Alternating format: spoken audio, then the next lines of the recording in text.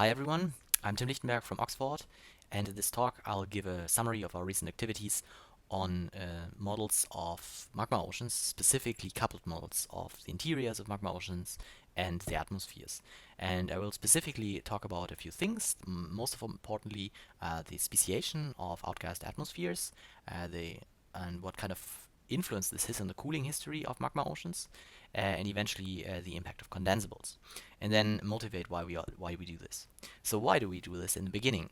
The reason is that we have still a very limited understanding of the planetary environment of the earliest Earth. What you see here are two, let's say, contrasting end member cases of what we think the Hadean Earth might have looked like. On the left, you see, very hellish landscape pummeled by frequent meteoritic bombardment, lava flows everywhere, very high, strong tectonic and magmatic activity, very close moon, not very, habitable. On the right-hand side, you will see something completely different, which is a view of, a clement surface, water oceans, um, and there's no lava. Now, this picture is motivated in part by the evidence from zircons for liquid water at the Earth's surface, followed for Ga. And so we have good reason, actually, that at least partly the Hadean was not the hellish landscape that we had in mind after the Apollo missions. But because there's no geological record, or very sparse only, we may need other means in order to explore the possible scenarios for the early Earth. Um, and I argue that the exploration of extrasolar planets will give an opportunity and a window into exactly doing that. Before I go on, actually, I want to point out another connection here, specifically with the origin of life on Earth. The interior of rocky planets, be it like an Earth-like planet or a super-Earth planet, which is a planet larger than Earth, with a higher pressure regime and an overall totally higher mass, determines the atmospheric composition by outgassing, at least in the secondary atmosphere case. The atmosphere itself can directly react and interact with the stellar environment and is the primary receiver of external influences, like, for instance, volatile delivery by asteroidal or cometary impacts. But both of them together, the interconnection between the interior and the atmosphere, change the redox state and the composition of the surface, which is, for understanding the origins of life, the primary environmental parameter. So, better understanding the interior and the atmosphere of young planets, not only the Hadean, but also that of other terrestrial, potentially Earth-like exoplanets, will give us a better understanding of the feedstock molecules that are there to generate and kickstart prebiotic chemical networks. For instance, the availability of nitriles, formaldehyde, phosphate, ammonia, or cyanoacetylene. So how does this all come into place? And this is shown here, or illustrated here, in a relatively complicated diagram that illustrates the transition from the primordial atmosphere to the secondary atmosphere on terrestrial planets, at least the standard picture that we currently have.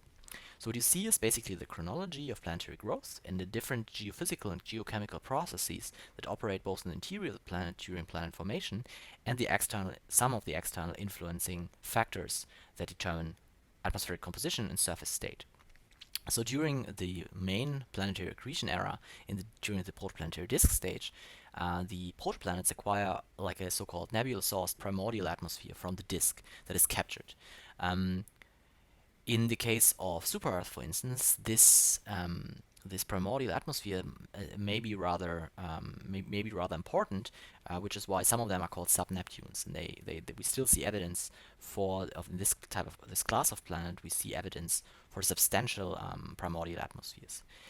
Be that as it may for Earth, eventually this primary atmosphere is eroded by, for instance, impacts and escape that is influenced by the XUV environment of the host star, and then replenished by a secondary atmosphere that is mostly outgassed from the interior.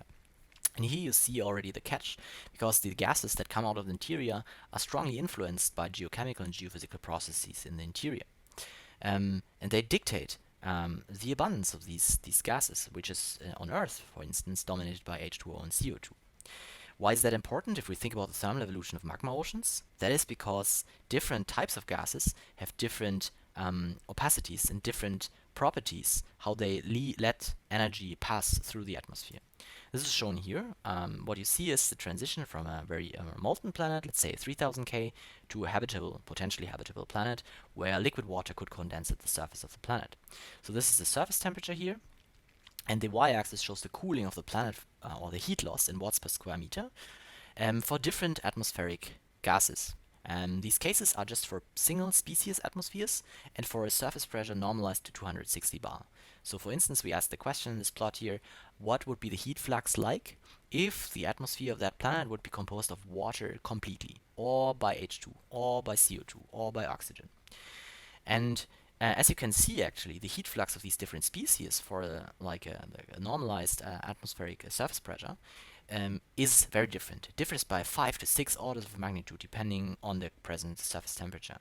And that is very important, of course, because this changes can dramatically change the thermal evolution of the planet directly after planetary formation, and therefore the inception or generation of clement surface conditions.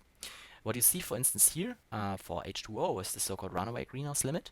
At about 2000 bar for 260 bar surface pressure, in a steam atmosphere would show like a constant heat flux.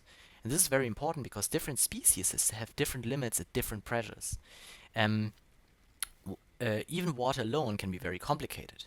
And this is, for instance, what Ryan Bukrush, a DPhil student from Oxford University, focused on in a paper that he recently published in AppJ. I can, of course, only recommend to you to have a look at this, and you can see more information on this paper at his talk, at Exoplanet's talk number 379.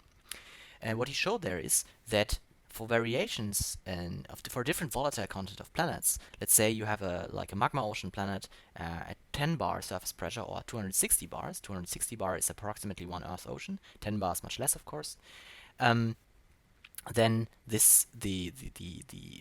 the radiation properties of the planet differ substantially, just based on the amount of volatiles in the atmosphere. And that means that the timing of volatile delivery after planetary formation and the surface pressure and the pressure of the atmosphere is a primary discriminant of the thermal and chemical eventually evolution also of these planets. So for instance, what you see here, and this is the axis is different, I'm sorry for that, for a 260 bar atmosphere, the inflection point where the planet goes from a runaway greenhouse enters the runaway greenhouse limit is at about 2000 K, while for 10 bar it's about 100 K, 1000 K.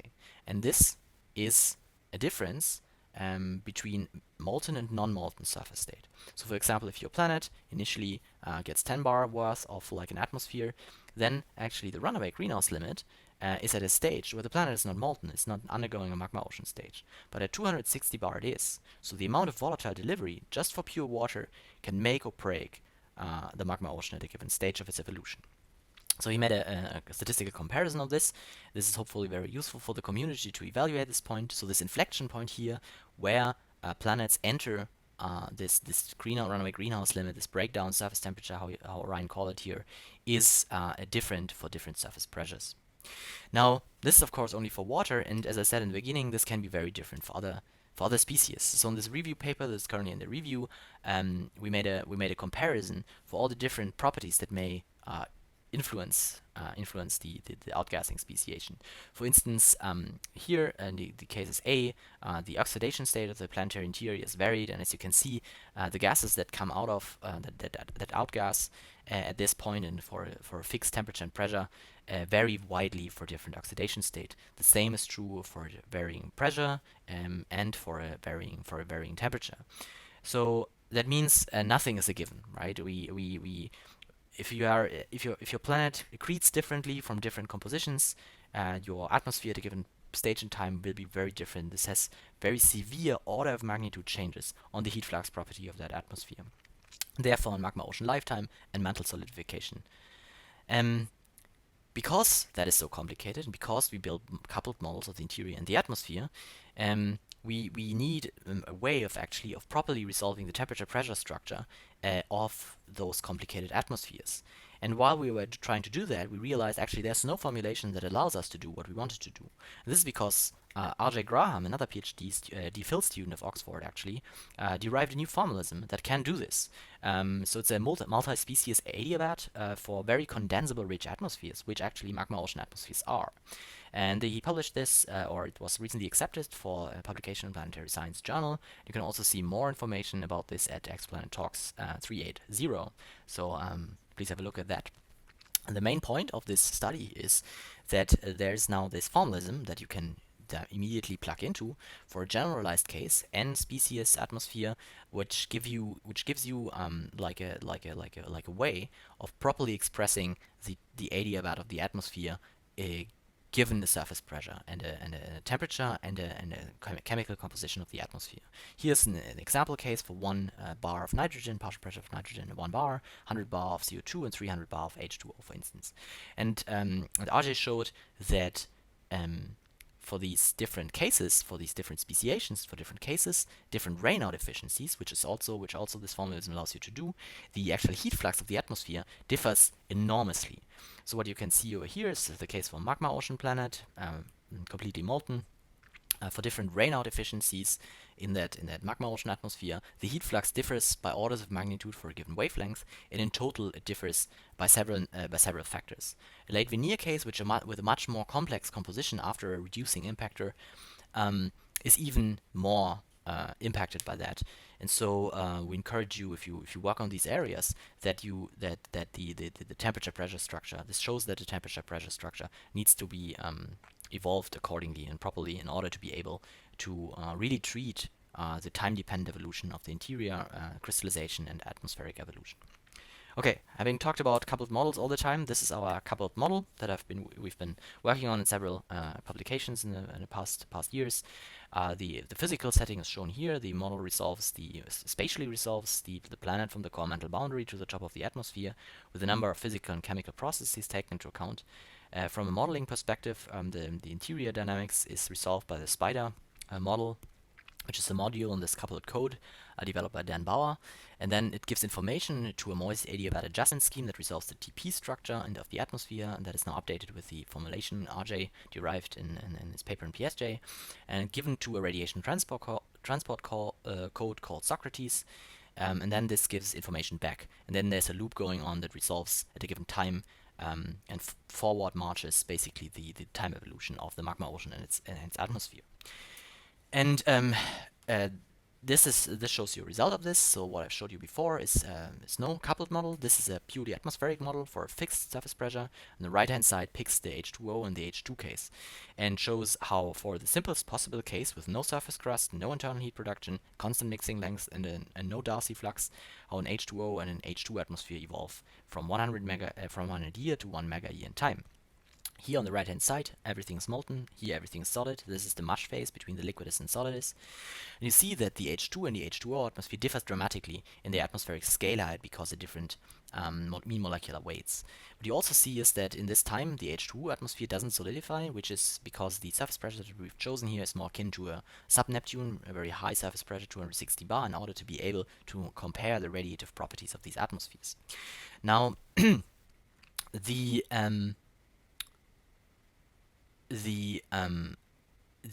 this time evolution has profound effects, but there's more to it. Not just that the crystallization time changes, but also the visual appearance of the planet, depending on the atmospheric speciation, changes. And in the beginning, I said that one of the things that we want to do here is to develop magma ocean models in the direction that we are able to interpret exoplanet observations. To show you an example of how this may look like. What you see here is the spectrum of the H2O, pure H2O case and pure H2 case. But what is varied in this left-hand side is actually the interior setting. So this is the simplest case, and in each of those cases here, the different line styles, varies one internal variable. So for instance, this variable makes the mixing length in the interior variable. It's scaling with the distance from the nearest boundary. This introduces Darcy flux separation between solid and melt, and this introduces a boundary skin where like a centimeter-sized upper boundary skin sits on top of the magma ocean, which inhibits the heat flux to space. And importantly, actually, you see that this has order of magnitude differences on the spectral appearance of the planet, in particular in regions of the spectrum where future direct imaging exoplanet missions will be most sensitive to. So the idea here is that we find, that we are able actually to when we will be able to see these planets with exoplanet missions, that we can infer something about the interior properties of young terrestrial exoplanets that are currently in the magma ocean stage, that can help us guide about how the terrestrial magma ocean evolved in the first place. Until that is the case, actually, the exoplanet community is, of course, more concerned with larger planets that they can properly resolve. For instance, there's currently debate, or for several cases, like here GJ1132b and K218b, about the occurrence rate of reduced versus water-rich atmospheres in sub-Neptunes. And that is interesting because it further motivates why we would want to consider different types of magma ocean atmospheres. For instance, if a reduced atmosphere on a super-Earth would be observed, we would be able to probe the actual chemical speciations of these types of atmospheres and say something about the availability of pre-biomarkers in these atmospheres. Here's a recent paper from Paul Rimmer that explored that case for GJ1132b. This is the spectrum, the transit radius basically, and and this is the wavelength. What you see is that for this reduced atmosphere case, cyanoacetylene, which is an important feedstock molecule for prebiotic chemistry, could be observed with an instrument on the James Webb Space Telescope in the not too distant future. And with that, I basically want to finish my talk to shortly summarize. So with these new types of models, we try to infer to get better estimates of the secondary atmospheric composition in the magma ocean atmosphere and how it transitions from its primary atmosphere to the long-lived atmosphere and the composition of that, and by that constrain the mantle redox state and the volatile budget of these types of planets. Ultimately, the question is, how do atmospheres and molten mantles interact? And by that, inform the planetary environment of the Hadean Earth and eventually our own origins. Thank you very much.